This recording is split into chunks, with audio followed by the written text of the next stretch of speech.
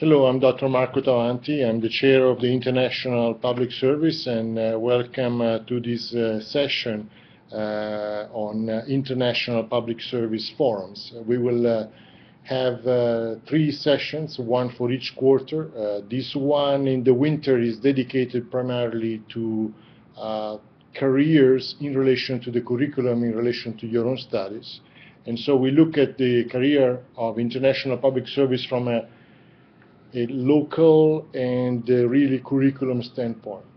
The winter session will be dedicated specifically on US-based or kind of US State Department, USAID type of careers still in the international field. And we will have a guest speaker for that. That session is already scheduled for February 25th, 2013. The third session will be dedicated to a more international, intergovernmental type of career like the United Nations, and we will have also guest speakers, and that session is scheduled for May 27th. Will be always around this time, and they will be recorded online, so for later review will be linked also to our International Public Service Network group on LinkedIn.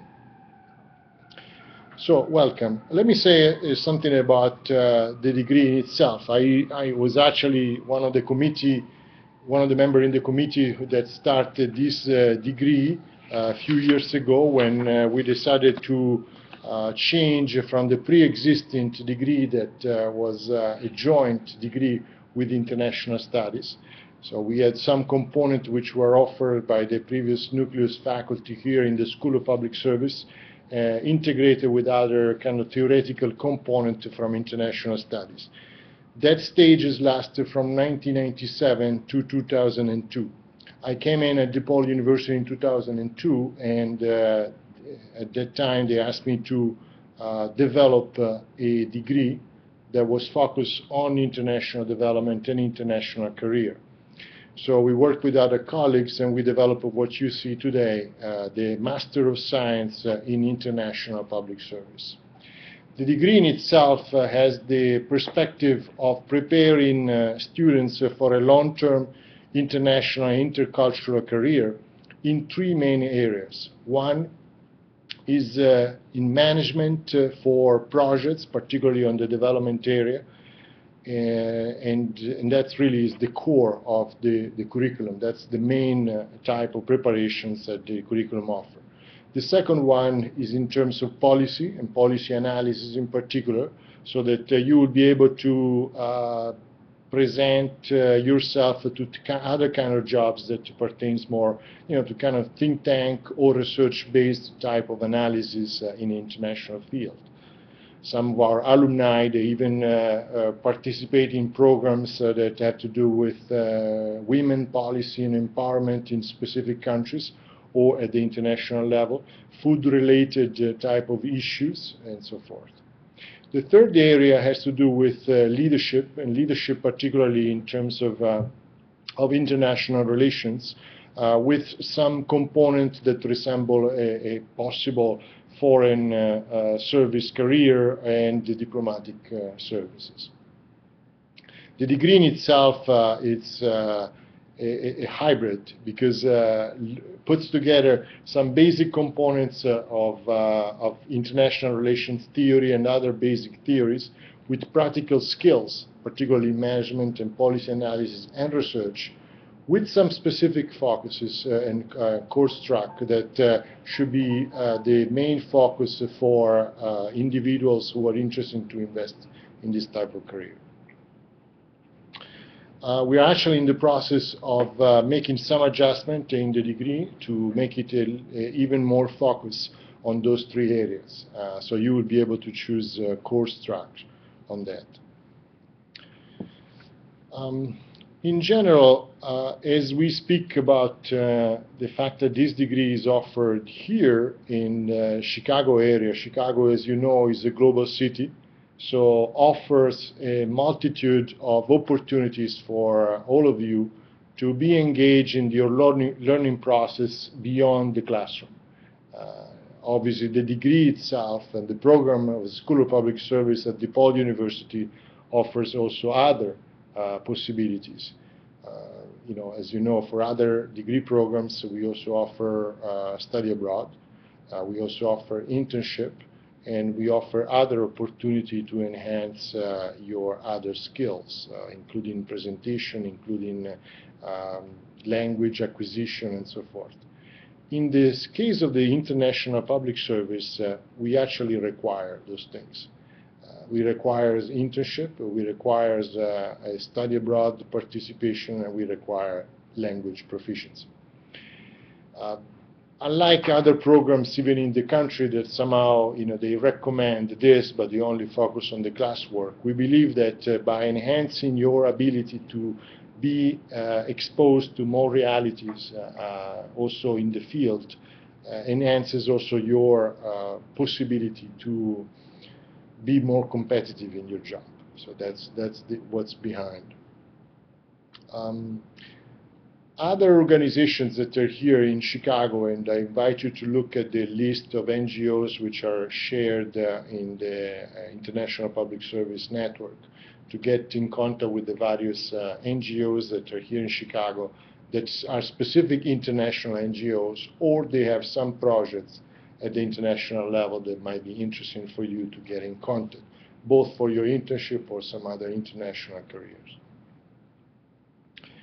Obviously, you know the obvious, like the Chicago Council for Global Affairs, which is primarily devoted to enhance those discussions and the ability to look at U.S. foreign policy and international issues from a variety of speakers and perspectives. But there are other organizations, like less known organizations, like the National Strategy Forum, which focus on issue on security still at the international level.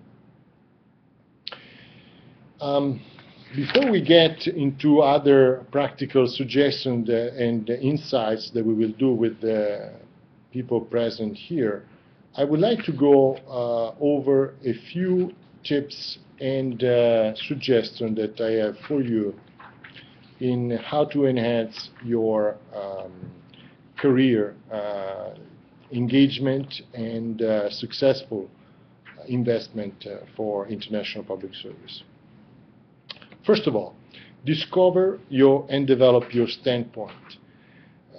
We are part of a tradition, like in this university and most American universities, that emphasize liberal art as a good foundation for it.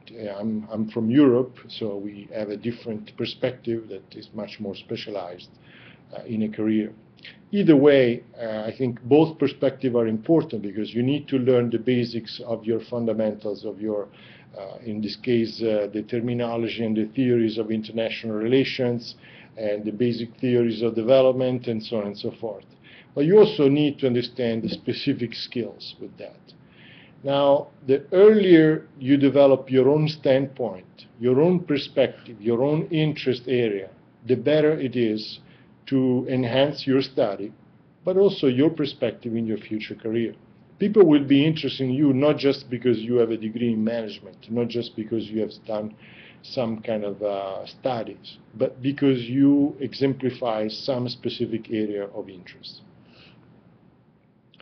Obviously, you need to be flexible within that, because you know that, especially in the job market, you need to be adaptable, to that. But the fact that you know your perspective, your focus area, will be at the entry point for you to enhance your learning and your career.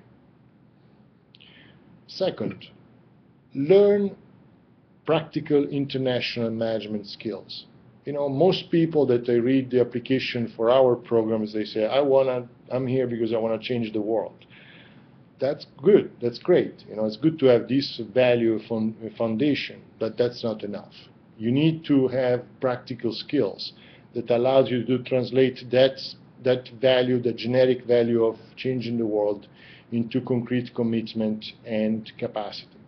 So the three specific skills that I invite you to keep in mind as you go ahead with your study and your career is to learn skills on project management, particularly international project management. management, which is not the same as general, management, even though there are numerous components that are quite similar. The second one has to do with the ability to write grants. Grants, particularly at the federal or government level, which is a different kind of beasts than the other grants that you might have done, perhaps with for foundations or private organizations. Those really requires a lot of skills, a lot of preparations, and technical capacity. Now, some basic component of grant writing pertains to that as well. If you know how to write a good idea, a good proposal, that obviously it's part of that. But there is more in terms of certifications and all the other technical aspects, including the formulation of a budget that you need to have in your tool belt. The third area of skills that you might want to know in terms of management skills is project evaluations, particularly within those other areas that sometimes are lacking within the large field of international development, like a participatory methods, like this kind of fast approach for assessing situations and doing more impact or outcome assessment.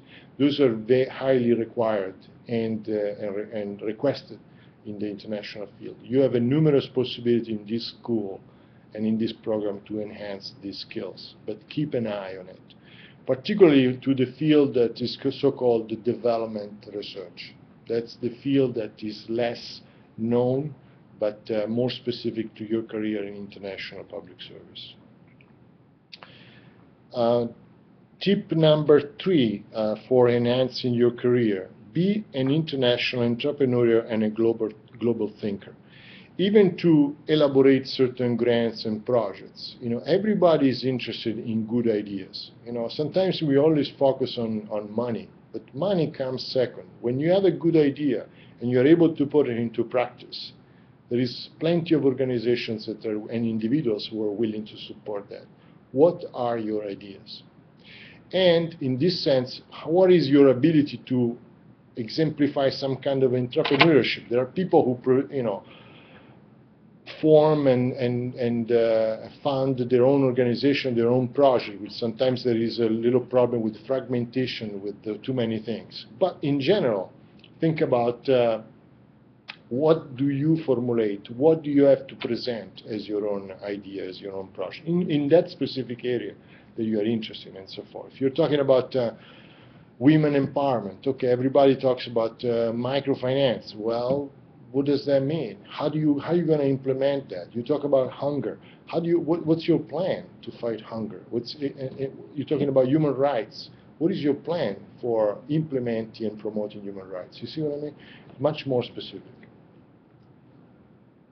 In that sense, tip number 4 is to be able to be in touch with the current news of the world. You can't be in a program like this and read just from books without being aware of what's going on, because that's what's going on now is probably going to decide your own jobs in the next 2 years.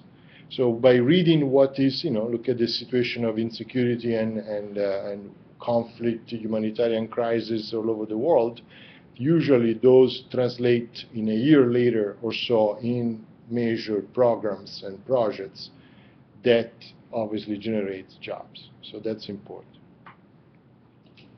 Tip number 5, prepare your internationally formatted curriculum vitae. Usually, we all have a resume, but the resume sometimes does not apply specifically to the kind of jobs that you work at the international level. Sometimes they require specific formatting, like at the European Union or the United Nations. So be ready to do that. It might be incomplete for some of you because you might not have that many experience, but start doing that. And as you go ahead with your experience, keep filling it, keep updating it, and so you also see what you're missing in a way. So you plan better your career from that perspective. I've also included a few other 10 other tips for enhancing your curriculum in another printout that I will share online. that follows some indication from the USAID, the U.S. Agency for International Development, that has some good insights for you. Also, be ready to have some kind of vita, some kind of biography for you. You know, I've seen in my experience too many people are not ready to provide their own biography. You know, sometimes for a speaking engagement, sometimes for some kind of event like this, that you need to have that at hand. Tip number 6, be culturally intelligent and know a second language. Again, this is something that is not as enforced or recommended in American institutions, in American programs, but believe me, to be in an international development career and international fields for public service, you need to speak more than English. I mean, with English you go far ahead with a lot of situations, but that's not enough, especially if you want to become more culturally intelligent, interculturally competent. To enter in a culture, to understand the cultural diversity, to have the ability to interact effectively in a cross-cultural situation, language is just the first step, but it's an essential step. Tip number 7, international intercultural professional management experience. Now, as I mentioned earlier, you know, we all emphasize this kind of experiential learning, these practical, you know, things. Study abroad, it's a great thing, but it's not enough. Having traveled abroad, certainly not for tourist things, or even to do something like a Peace Corps, which is a great experience, it's nice to have it in your resume, but it's not enough. Because people require some kind of either professional or managerial experience that shows that you have been engaged in some kind of projects more than just simply traveling, you know, like this, or volunteering. So think about especially the requirement of the internship, because that could also enhance quite well your resume. I know many people, you know, prefer to waive that based on some kind of experience in the past, but I've seen numerous alumni in the past who have focused on that experience, even though they had plenty of experience in the past, because they saw that as a stepping stone for getting into or enhancing their own career. So think about that and speak with your own advisor for that. Tip number 8, build your professional international network and manage your profile. Now, you're lucky, in a way, to have all these resources of social networking that certainly were not available at my time when I started my career in international field. And yet, that could be a double-edged sword, because if you have all these and you do not manage them properly, you know, that might not serve you very well. So, you know, and beside it, the usual suspect, you know, the Facebook, LinkedIn, and Twitter. Think about having, you know, soon a professional profile for DevEx, under DevEx, the professional network for professional development people. Or other things like, even if you don't go in DevEx, think about Idealist. Idealist, they have, you know, numerous ways for intersect. There are other social networking sites that might be more specific for certain area that you might be interested in, that might be worthy also to invest on that. But again, those kind of social networking electronic side is not enough. You need to enhance your classic way of networking. As you say, you always hear about career network. That's true, you know. And here in Chicago, as I said earlier, you have a numerous possibility. So go to these forums, go to these you know, speakers, and talk to them. Exchange business cards. You don't have a business card? Make one. That's important. You know, make those connections. Build your own network. Tip number 9, learn how to write and speak well, particularly at the professional level. You'll see that in this program there is a strong emphasis on professional writing. with good reason, right? Because that's essential. Now, in international field, is also important the ability to speak properly and present your idea accordingly. I remember we had last year in one of these forums like this, an alumni of this program, and he works now at the State Department. So I asked the question, what is the thing that you have learned in the program that you have used and found is so useful? And he said immediately, the writing skill. Writing skill was number one. So and then I asked, what is the things that you wish you had during the program? And he said, public speaking. You know, like being able to also to collaborate, not just public in an audience and just listen to you, but also intersect with teamwork and people that express different ideas. That's, he said, I wish I had more preparations in that. You will see that the program offers, at least I try to emphasize, those skills as well, because they're essentials. Tip number 10, and the last one, is like be safe but risk a little. You know, obviously, in an academic institutions, you know, it's difficult to talk about that because we try to keep you safe and, you know, be well nourished in your study abroad, then you're traveling around Chicago, so we don't want you unsafe in that. But the reality of the field is that more and more projects pertains to some areas of risk, some areas of humanitarian emergencies, some other areas that have to do with some kind of triangulation and relations with other sectors, including, you know, military sometimes, or including some contests that are not so safe and violent. Now, you need to develop those skills, how to intersect with those areas, you know, not in a naive way, but in a competent but also willing perspective for engaging with those different partners. And sometimes it might require that you go beyond your own ideological conviction. You know, you can say, oh my God, I would never work with those people. Well, you know, if you're that stuck with those convictions, it might be difficult for you to collaborate. That doesn't mean you don't have your own values and your own foundation. You must have those. But you also need to be willing to work across sectors and also in difficult situations. So those are the 10 tips that I prepare for you to enhance your career in international public service. And I also have other more specific